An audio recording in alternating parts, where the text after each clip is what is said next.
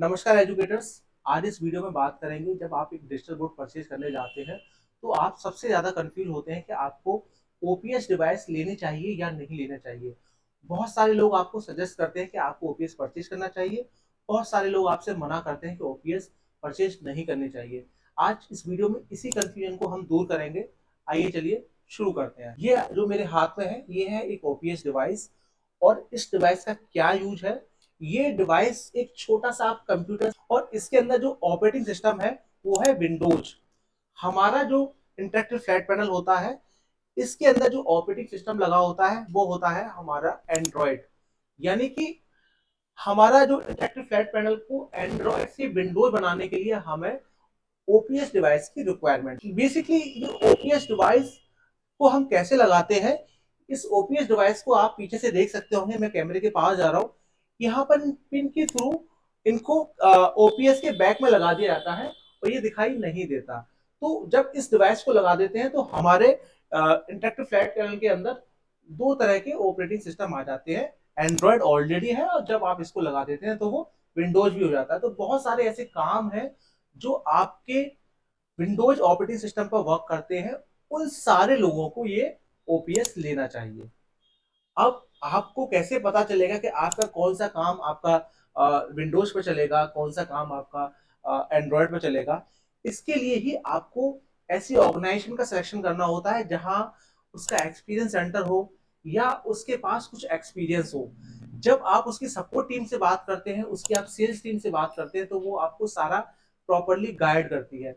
बहुत सारे लोग आपको मिसगाइड करते हैं, उसका कारण बताता हूं। क्योंकि ये जो प्राइज होता है वो इंटरेक्टिव फ्लैट पैनल का प्राइज होता है, और ये ओपीएस एक एक्सटर्नल डिवाइस है, और वो ऑर्गेनाइजेशन इस ओपीएस डिवाइस को सेल करने की कोशिश करती है।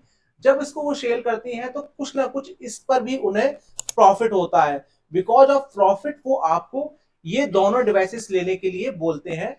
बट मैं आपको बता दूं, ये एक्चुअल फीडबैक नहीं है जो मैं अभी आपको बता रहा हूं। आपको पहले समझना पड़ेगा कि आपकी रिक्वायरमेंट्स के अकॉर्डिंग आपको ओपीएस चाहिए या नहीं चाहिए।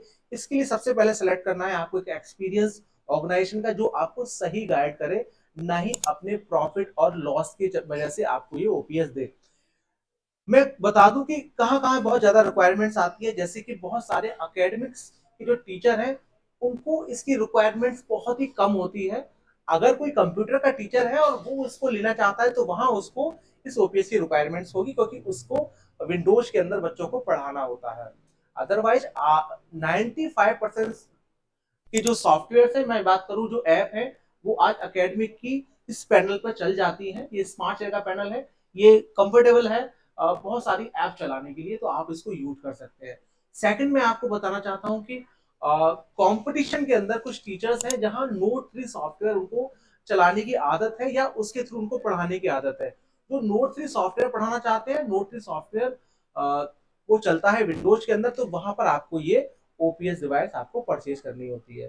तीसरा, अगर शेयर मार्केट से रिलेटेड आपको कुछ कंटेंट बनाना है और वहां पर आपको विंडोज के अंदर ही सॉफ्टवेयर चलाने हैं, तो आपको ये ओपीएस डिवाइस लेनी होती है। अदरवाइज आपको इस कोई रिक्वायरमेंट्स नहीं होती है। स्मार्ट रीडर हमेशा सजेशन देता है कि सर सबसे पहले अपनी नीड को आइडेंटिफाई करिए कि क्या नीड है आपको, किस किस सॉफ्टवेयर पर पढ़ाना है आपको। इस सारे सॉफ्टवेयर को आप जिससे भी परचेज कर रहे हैं, आप सबसे पहले उससे पूछिए कि क्या मेरा ये जो ऐप है इस पर चल सकता है, या मैं जो वर्किंग करने वाला हूँ इस पर, मैं टीचिंग में जो पढ़ाने वाला हूँ, तो वो सब इस पर काम कर सकता है या नहीं कर सकता। जब आपकी ये बेसिक रिक्वायरमेंट्स अगर आपकी एंड्रॉयड पैनल से पूरी हो रही है, तो इस ओपीएस की क्या रिक्वायरमेंट्स, कोई रिक्वायरमेंट्स नहीं है। अब आप कह सकते हैं कि sir in the future sir हमें रिक्वायरमेंट आता है, तो फिर लाइक जैसे आज में 2 या 3 सॉफ्टवेयर हैं जो एंड्रॉयड में मेरे आते हैं, मैं यहाँ पर इंस्टॉल कर लेता हूँ तो सर मेरा काम हो जाएगा, मुझे किसी तरह की रिक्वायरमेंट नहीं है। In the future sir requirement होता है, तब मेरा क्या होगा। कुछ कोई ऐसा सॉफ्टवेयर है जो मेरा विंडोज पे वर्क करेगा, उस समय पर यहाँ पे तो विंडोज नहीं होगा, उस समय पर मेरा क्या होगा। तो मैं सर आपको बता दूं, ये एक एक्सटर्नल डिवाइस है। आप इसे कभी भी लगवा सकते हैं, आज से 2 साल बाद भी लगवा सकते हैं, आज से 5 साल बाद भी लगवा सकते हैं, एज पर योर रिक्वायरमेंट।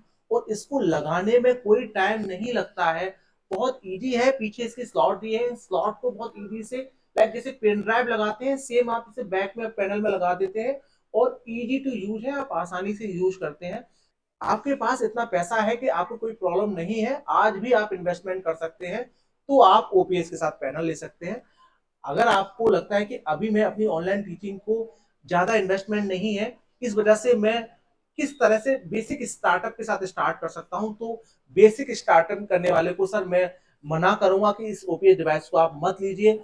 आपको विदाउट इस ओपीएस डिवाइस के भी आप ऑनलाइन बहुत सारे काम कर सकते हैं, आप अपनी टीचिंग को ऑनलाइन ले जा सकते हैं। तो ये बहुत मैंने क्लियर पॉइंट में आपको बता दिया है कि सर किसको ओपीएस लेना है, किसको नहीं लेना।